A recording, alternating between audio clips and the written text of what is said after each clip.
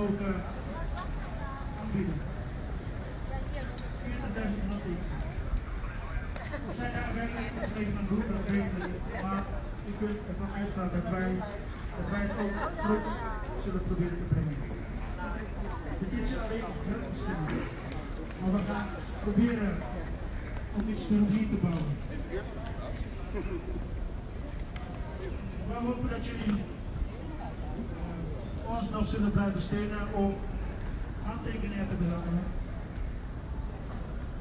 Jullie stemmen is in dit geval goud waard. We weten niet of we de politiek hier in Nederland kunnen veranderen. Je kan 50 jaar lang de denken in 10 jaar veranderen. Maar we gaan zeker dat er een hit is. Dat zij verantwoordelijk voor dit ook. Ja, ik wil.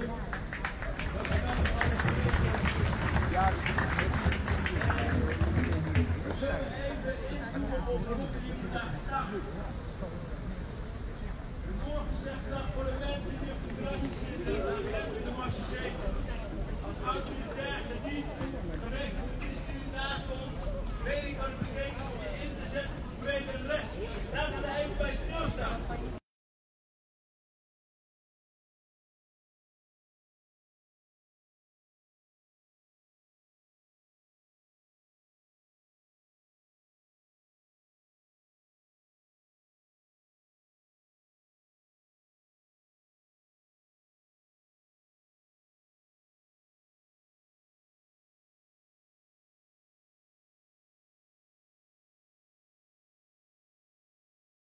Het fundament van ons bijzondere bank. Het fundament wat is gewist uit de Nederlandse geschiedenisboeken, waardoor wij universiteiten moeten heronderwijzen en waarbij de docent, de professor, de hoogleraar verbaasd vragen: goh, waarom weet ik daar zo weinig vanaf? Dit is het sentiment en voor de mensen die pessimistisch zijn en twijfelen over kunnen we wel verandering realiseren, moeten tot het besef komen dat West-Papua 2 jaar geleden op een heimelijke manier 1,8 miljoen handtekeningen heeft verzameld. Dat is 70% van de inheemse Papua's, inclusief een hoop transmigranten. In het besef, in de wetenschap dat wij geen vrijheid hebben en dat het Indonesisch leger massaal ons gebied bezet met militaire checkpoints en dat de middelen zeer beperkt zijn. Dit is het verhaal wat ik hier vertelde tegen rebellen van Extinction Rebellion. Dit is het verhaal wat ik vertel bij climate change activisten. Jonge studenten die op zoek zijn naar verandering. En zoeken naar die vonk van hoop. Dit is de hoop van de Papua's die zonder vrijheid leven. In maximale onderdrukking. En Jakarta het tegendeel laten zien. Het verzet waar de NOS en heel veel mensen waarschijnlijk om ons heen verbaasd op reageerden, daar reageerden wij niet verbaasd op. Wij zien aan het front van het verzet. Met activisten in de jungle, in de bergen, in de steden en buiten West-Papua. En dat is wat je ziet, waar Jakarta nu nerveus op reageert. Decennia lang de media verbiedt uit West-Papua. En nu, sinds het verzet opkomt, het internet op slot gooit met als reden, argument: we willen niet dat er een rassenstrijd ontstaat. Maar wat zien we? Militiegroepen gesteund en gefaciliteerd door het Indonesisch leger. Wat ze ook hebben gedaan in Oost-Timor onder leiding van de toen-generaal Wiranto. En nu minister van Veiligheid en Politieke Zaken in het kabinet van Jokowi. Dat is het Indonesië wat Nederland moet kennen. Dat is het verhaal wat wij ze gaan onderwijzen. En dat is het verhaal wat deze politici voor weglopen. En elk diplomaat die tegenover ons staat, die duikt weg. Omdat of ze moeten toegeven dat ze ontzettend fout hebben gehandeld, hypocriet zijn, en dat doen ze niet graag, dus lopen ze er met een boog omheen. Voor de waarheid, wat aan onze zijde staat en het internationaal recht, een fundamenteel mensenrecht, wat wij opeisen. Niks meer en niks minder. Papua! Merdeka! Papua! Merdeka! Maluku! Merdeka! Maluku! Merdeka! Aceh! Merdeka! Aceh! Merdeka! Semua! Merdeka! Semua! Merdeka! What do we want? Freedom! When do we want that? Now! What do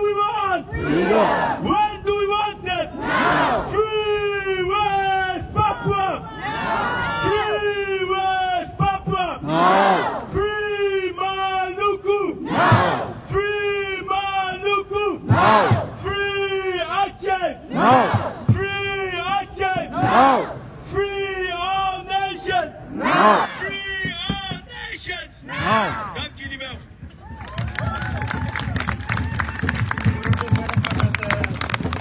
Andere sprekers. Een kleine intermezzo.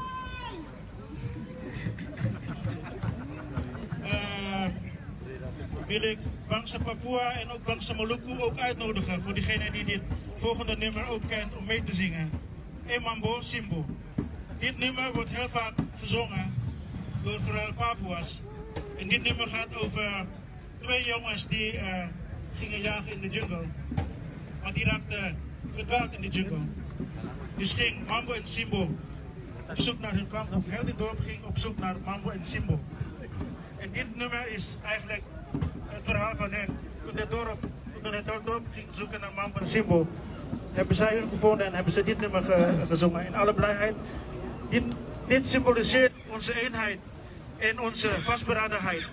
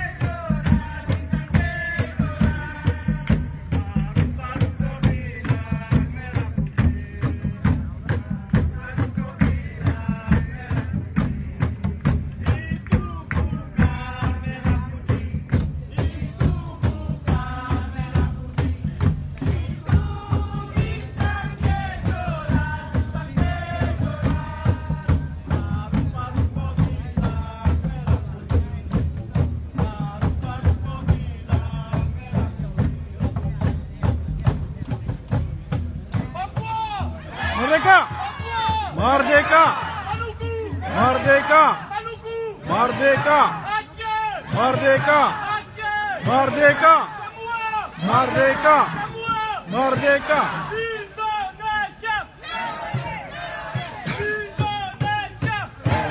Teroris! Merdeka! Merdeka! Merdeka! Merdeka!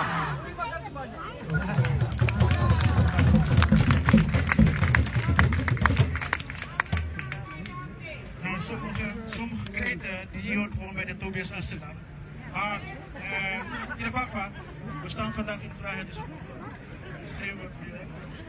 dan wil ik onze volgende spreker uitnodigen, Kaka Jaco. Jaco is een jarenlange strijder in Nederland. Hij vertegenwoordigt Merintisactie Kilat de Pak.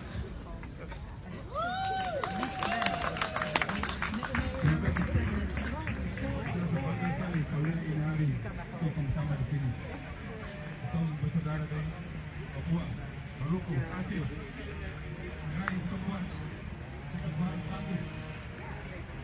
Kita menerima mensurat berskonder. Mensurat aktivis tahu ya. Mensurat sekolah Papua, Maluku, Aceh, baru berskonder. Dan kemudian disiplinir mensurat baru berskonder, baru ditangkap. Daarom kunnen we nog uitbreiden wat er nu aan de hand is in Papua. Wat ik wel zie, dat we hier in Den Haag al 3 weken lang al een spel in Den Haag. Nee. Als we de wereld met mensenrechtenschenders is weer als een kippen bij. Om stappen niet te nemen, om mee niet te laten zien aan de hoofd. Wat we nu kunnen in Papua, is in Den Haag. Tuurlijk, wij moeten wel.